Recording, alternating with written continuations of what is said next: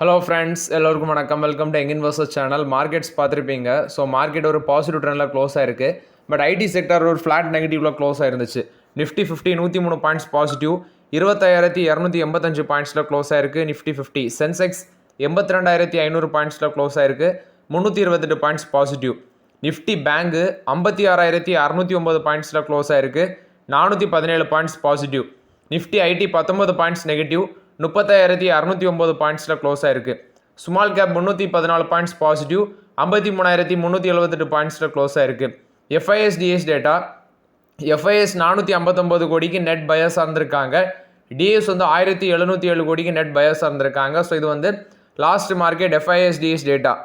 First பார்த்தீங்கன்னா Nobel prize, அதாவது Nobel prize அந்த அமைதிக்கான நோபல் ப்ரைஸ்ன்னு சொல்லுவாங்க. ஸோ அது பார்த்தீங்கன்னா இப்போ ரீசெண்ட்லி ட்ரம்ப் இந்த வார் எல்லாமே ஸ்டாப் பண்ணார். குறிப்பாட்டு பாகிஸ்தான் இந்தியா வாரை ஸ்டாப் பண்ணேன்னு சொன்னார்.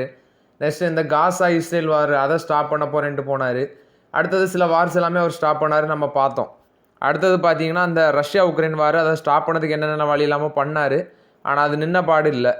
இதில் என்ன ஒன்றுனா அவருக்கு நோபல் பரிசு கிடைக்கணும் அப்படின்னு சொல்லி அவர் பார்த்தீங்கன்னா கம்பெனியே நடத்திட்டு இருந்தார். பப்ளிக் கம்பெனியே நடத்திட்டு இருந்தார். அவர் ஓப்பனாகவே சொன்னார், எனக்கு அமைதிக்கான நோபல் பரிசு கொடுங்க, ஏன்னா நான் வாரெல்லாம் ஸ்டாப் பண்ணிட்டு இருக்கேன்னு. ஆனால் இப்போ நோபல் பரிசு மரிய கொரினா மேச்சோடோ அப்படிங்கிற ஒருத்தவங்களுக்கு போயிருக்குது.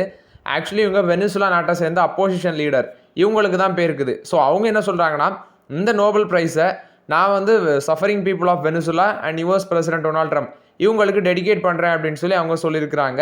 ஸோ இவங்க வெனிசுலாவோட opposition leader Maria Corina Machado, அவங்களுக்கு தான் அந்த நோபல் ப்ரைஸ் பீஸுக்கு கொடுத்துருக்காங்க. ஸோ ஓவர்லாட் இது பார்த்தீங்கன்னா நோபல் ப்ரைஸை பொறுத்த வரைக்கும் அப்டேட்டு. ஃபஸ்ட்டு பார்த்தீங்கன்னா சவுத் இந்தியன் பேங்க் இன்றைக்கி 34 ரூபா 44 காசு வரைக்கும் போச்சு. 34 ரூபா 30 காசில் க்ளோஸ் ஆயிருக்கு. சவுத் இந்தியன் பேங்க் இன்றைக்கி மேலே போனதுக்கு ரீசன் பார்த்தீங்கன்னா ஒன்று ஹெவி வால்யூம்ஸு, நெக்ஸ்ட்டு அவங்க இந்த Q2 ரிசல்ட்ஸ் நல்லா இருக்கும் அப்படின்னு சொல்கிறாங்க. ப்ராஃபிட்டு, ரெவன்யூ, அசட் குவாலிட்டி இது எல்லாம் இந்த குவார்ட்டரில் இம்ப்ரூவ் ஆகும் அப்படின்னு சொல்லியிருக்கிறாங்க. அந்த பேசிஸில் சவுத் இந்தியன் பேங்க் மேலே போயிருக்கு. பட் இப்போ ஃப்ரெஷ் என்ட்ரி எடுக்கலாமான்லாம் கேட்குறீங்க, வெயிட் பண்ணுங்கள். அது மாதிரி நிறைய பேர் எக்ஸிட் பண்ணிட்டேன்னு சொல்லியிருக்கீங்க. இதனால தான் ஒரு ஷேரில் பொறுமையாக இருக்க வேண்டியதுன்னு சொல்கிறது. இப்போ பாருங்கள், சடனாட்டு 10% அப் போனதுனால டக்குன்னு 34 தாண்டிடுச்சு. ஒரு லாங் டேர்முக்கு ஒருத்தான பங்காக இருக்குது சவுத் இந்தியன் பேங்க். அதனால தான் பொறுமையாக வச்சிருக்கிறார். South Indian bank, IDFC first bank, Karnataka bank, இது போக பார்த்தீங்கன்னா சில பேங்க்ஸும் என்கிட்ட இருக்குது. ஸோ இது எல்லாமே வளர்ந்து வர பங்குகள். பேங்க் செக்டரில் இப்போ HDFC bank, ICICI bank, Kotak Mahindra bank, இது ஆக்சிஸ் பேங்க், இதெல்லாம் டெவலப் ஆகிடுச்சு. இந்த பேங்க் எல்லாமே ஆல்ரெடி ஒரு செட்டன் க்ரோத் கொடுத்துட்டாங்க. ஆனால் south Indian bank, IDFC first bank, Karnataka bank இதெல்லாம் பார்த்தீங்கன்னா டெவலப் ஆகிட்டு வருது. ஸோ அதனால் அந்த பேங்க்கில் நான் தைரியமாக இன்வெஸ்ட்மெண்ட் பண்ணியிருக்கேன். இது போக சில ஸ்மால் செக்டர் பேங்க்ஸும் இருக்குது. Utkarsh small finance bank, Ujjivan small finance bank, அடுத்து தனலட்சுமி பேங்கு. பட் அது கொஞ்சம் ரிஸ்க்காக எனக்கு ஃபீல் ஆகுது. ஸோ ஆல்ரெடி இன்வெஸ்ட்மெண்ட் பண்ண பேங்கே போதும் அப்படிங்கிற ஐடியா மைண்ட் செட்டில் நான் வந்துட்டேன். நெக்ஸ்ட்டு பார்த்தீங்கன்னா மோரோராட்டு நிறைய கம்பெனிஸ் மார்க்கெட்டில் கண்டினியூஸ் ஐபிஓ வந்துகிட்டே இருக்காங்க. ஸோ ஐபிஓவில் போடும்போது ரொம்பவே கேர்ஃபுல்லாக போடுங்க. இப்போ டாடா கேபிட்டலில் நான் போட்டது என்னென்னா, சரி டாடா குழுமம் கம்பெனி ஒரு லாங் டேர்முக்கு ஒர்த்தாக இருக்கும், ரொம்பவே நம்பிக்கையான குழுமம், அதனால தான் நான் அதில் தைரியமாக போட்டேன். எனக்கு லிஸ்டிங் எண் பெருசாக இதில் நம்பிக்கை இல்லை. தான் நான் உங்கள்கிட்ட ஓப்பனாகிட்டே சொன்னேன், லிஸ்டிங் எண் 3 to 5% தான் இருக்குது இப்போதைக்கு.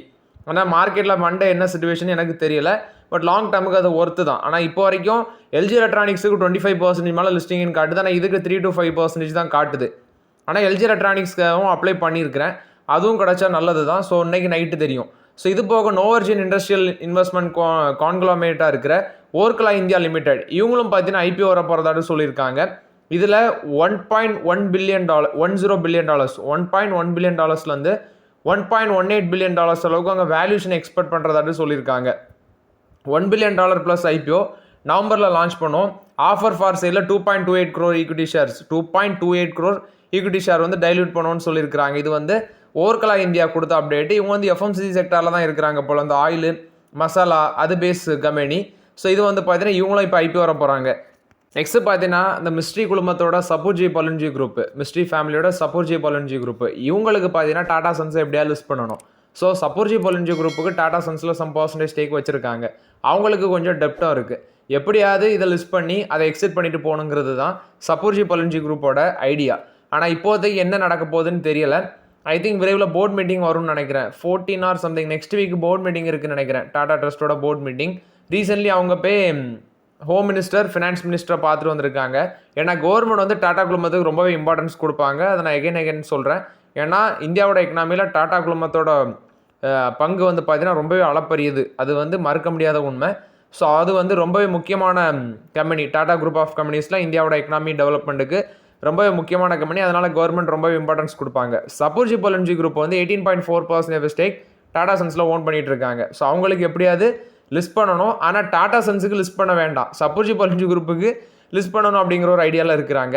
ஸோ என்ன நடக்குதுன்னு வெயிட் பண்ணி பார்க்கலாம். HDFC defence fund, Mazagon dock builders, next வந்து அதர் ஒரு 5 ஸ்டாக்ஸில் வந்து ஸ்டேக்கை இன்க்ரீஸ் பண்ணிக்கிறதாட்டு சொல்லியிருக்காங்க.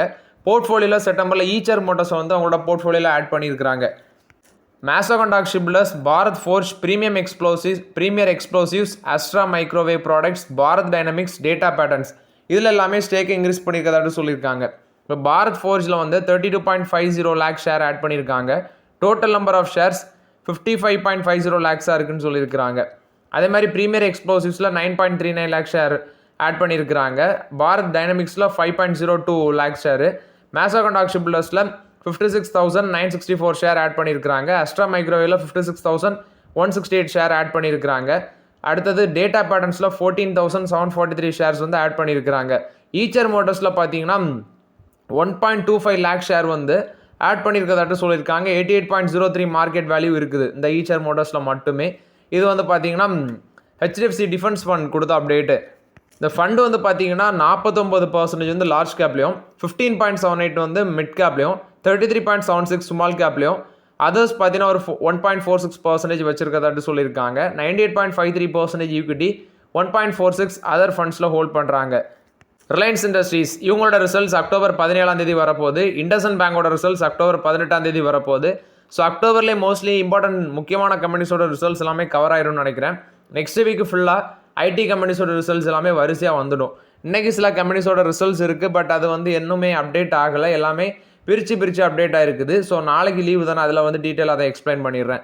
நெக்ஸ்ட்டு ஐஃபோன் மேக்கராக இருக்கிற அந்த பெகட்ரான், இவங்க சென்னையில் வந்து பார்த்தீங்கன்னா ஒரு பிளான்ட் போட போகிறதாட்டு சொல்லியிருக்காங்க. 5G எக்யூப்மெண்ட்டுக்கு தேவையான அந்த எக்யூப்மெண்ட்ஸ் எல்லாமே மேனுஃபேக்சர் பண்ணுறதுக்கு சென்னையில் வந்து ஒரு பிளான்ட்.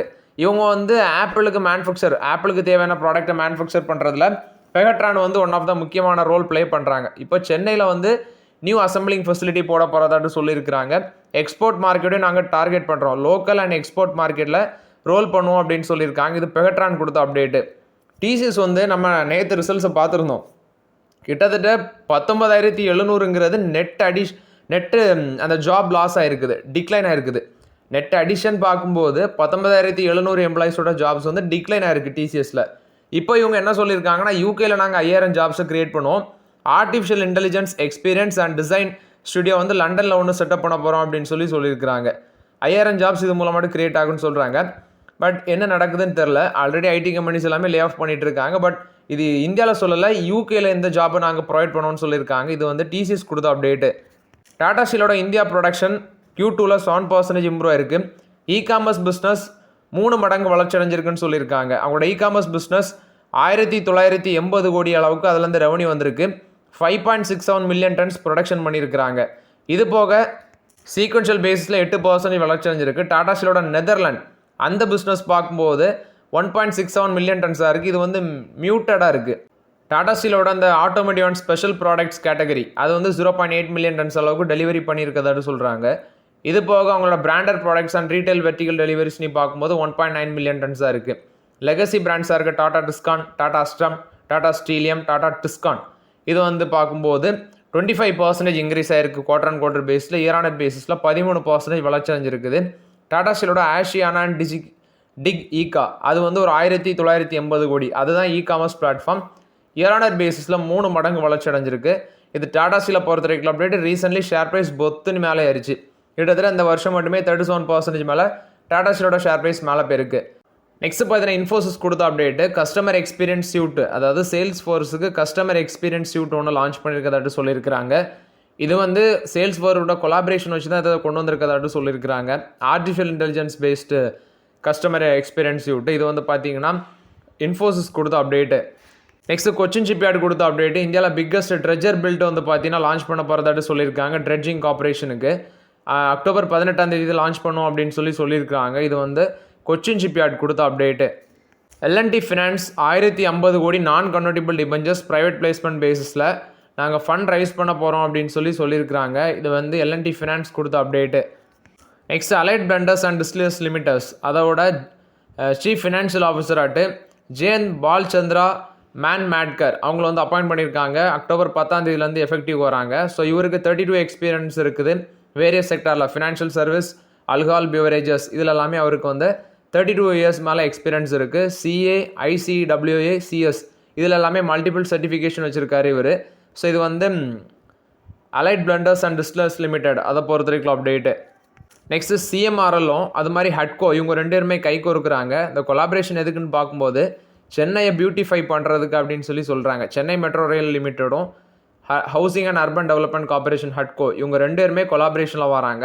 சென்னையில் அடையாரில் இருக்கிற அந்த புரோக்கன் பிரிட்ஜு, நெக்ஸ்ட் வந்து அதோட மொத்த ஏரியாவை பார்க்கும்போது 14,120 ஸ்கொயர் மீட்டர்னு சொல்கிறாங்க. அந்த அடையாரில் இருக்கிற புரோக்கன் பிரிட்ஜு அதெல்லாமே நாங்கள் வந்து சரி பண்ணுறதுக்கு தான் அந்த கொலாபரேஷன் அப்படின்னு சொல்கிறாங்க. நெக்ஸ்ட் வந்து வேளச்சேரியில் இருக்கிற ரயில்வே பிரிட்ஜு, நாகர் ரயில்வே ஸ்டேஷனில் இருக்கிற 6,176 ஸ்கொயர் மீட்டர்ஸில் இருக்கிற ஒரு ரயில்வே ஸ்டேஷன் இதெல்லாமே நாங்கள் வந்து சரி பண்ணுறதுக்கு, ரீடிசைன் பண்ணுறதுக்கு இந்த கொலாபரேஷன் சொல்லியிருக்கிறாங்க. இது வந்து ஹட்கோவும் சிஎம்ஆர்எல்லும் கொடுத்த அப்டேட்டு.